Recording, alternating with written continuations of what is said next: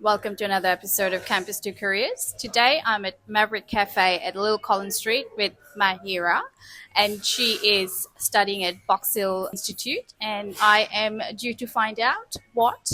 And I'm super excited because I've met Mahira for the first time as well. So, Mahira, just to start off with, tell us a little bit about you, what you're doing, you're studying, your academics, and if you're currently working. I'm an international student studying at Box Hill Institute, doing a bachelor's in early childhood education. I just recently started a part time job at Elite Heights. It's a content creation and marketing agency. That's me. That's amazing.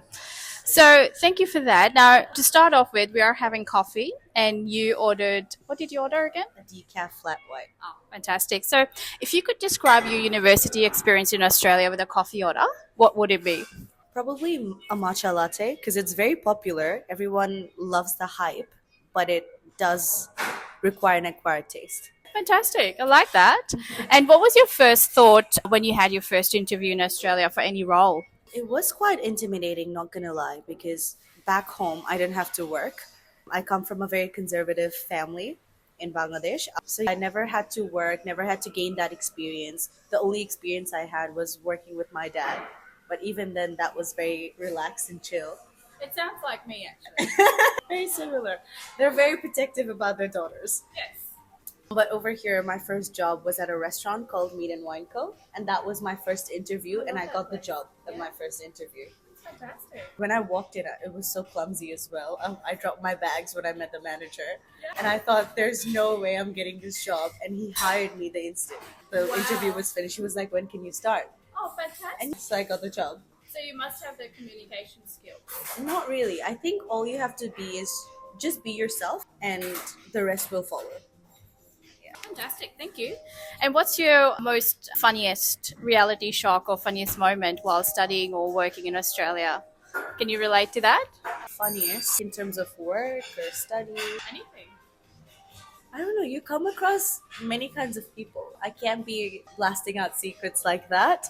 But definitely, I've had some funny encounters, but with druggy people on Flinders Street. I think whatever they say, they don't realize the impact it might have on people, but you just have to let it go because just don't take it to heart. Nothing they say is serious or is meant directly to you. It's just they're insecure about themselves.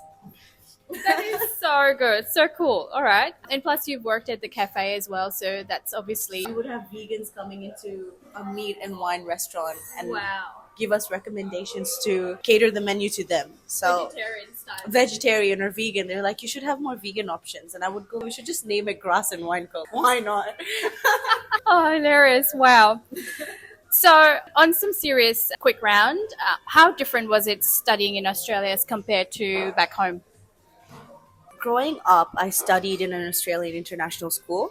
So a lot of the teaching methods were very similar. I did NAPLAN in grade 3, grade 5, 7, and 9.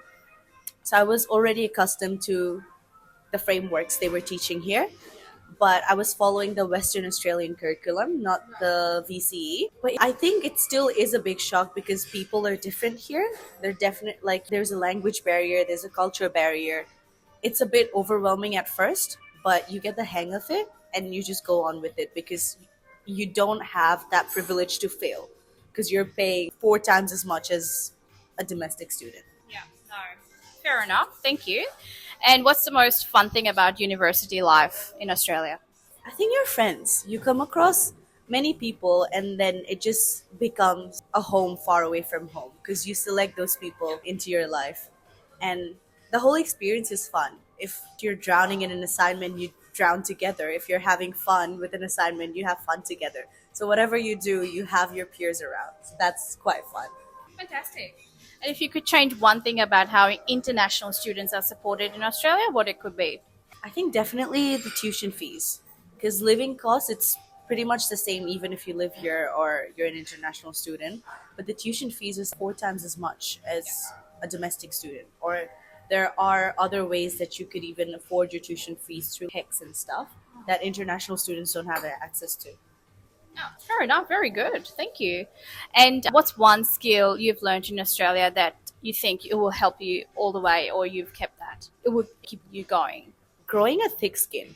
I think that's very important because growing up, I was always so sheltered by family. I didn't really have to experience negative people in my life. So when I did, obviously, I had my fair share of breakdowns and contemplating life and all those sad moments. But eventually, you just build a thick skin. You cannot take everything to heart. Whoever's telling something negative to you, they are coming from a different background as to you are. So you just have to ignore and move on. That is so super amazing, super brave as well. Thank you. What a great message. And moving on to some SWOT style questions. So, your strengths, weakness, opportunities, threats. What's your biggest strength that you've discovered while studying in Australia and further while working in Australia now? I think I can adjust to any situation. I Just did this. I know. I'm very spontaneous now. I was always spontaneous, but not with people. I can adjust to different situations. I'm not that fussy anymore. I think that's a great adjustment because being far away from home, you have so many things just being thrown at you that you just have to deal with. So you don't have that privilege of being picky about what you want, be it as simple as accommodation or food choices here. But Melbourne's pretty great with food, I'll give you that. It is. Hey. And what's one challenge or weakness you faced as an international student, and how do you overcome it? I think the most common one is racism. Not many people talk about it, but not everyone is racist here. But I think it just takes that one comment to really put your confidence to rock bottom. No one prepares you for it. No one prepares you for the mean racist comments you might get because of the particular skin color you have or the accent you have. Right. That was probably my biggest challenge.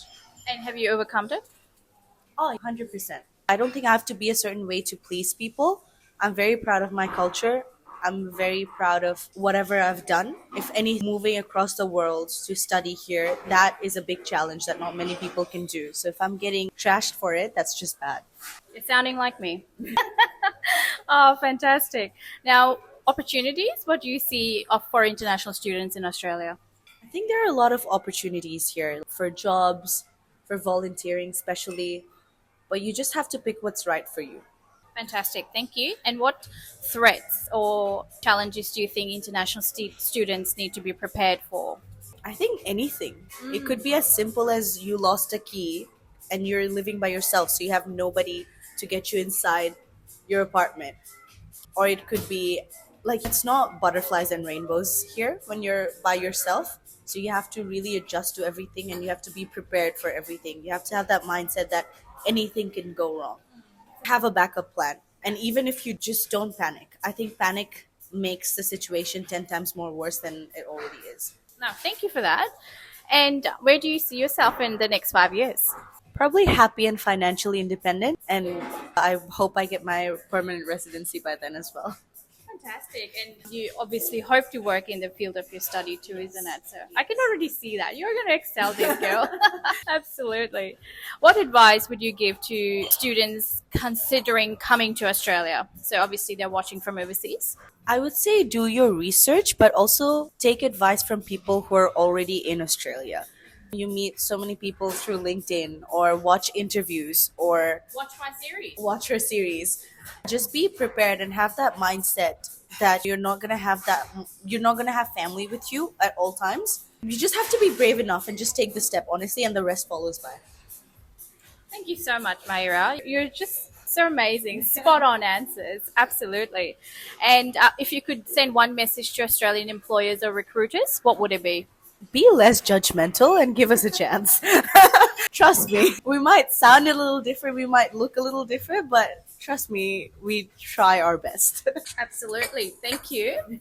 And if you had a chance to sit down with the Australian government or the decision makers for 5 minutes, what would you ask or suggest? I would suggest to, again, the tuition fees. I think a lot of students do financially struggle with it, which is why they end up working 40 hours per week, and that jeopardizes their studies as well, which is not good because their priority should be their studies, but they can't do it because they're always so concerned about money and living expenses and tuition fees. So I think I'll tell them that and make the rules a bit lenient. Maybe host one-on-one interviews instead of just paperwork, because I think a lot of the times paperwork can lie, but when you're interacting with someone, it's unfiltered. It's just raw. You get to see how that person is in real life.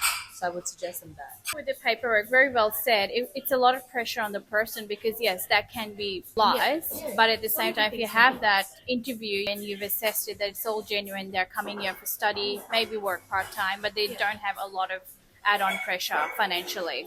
Absolutely. Thank you so much, Mahira. This has been so good talking to you. And I'm a bit nervous. I don't do interviews like this. no, you don't have to be nervous. It's just a chat. And you've done very well. Such positive vibes. So Mahira is on her journey. She started a new role and she would be traveling a lot interstate as well. I'm looking forward to seeing everything, exactly your progress. So wishing you all the best and thank you for watching us and thank you for making it for me, you and for this episode of Campus to Careers as well. So tune in for next time. Thank you. Ciao. Bye.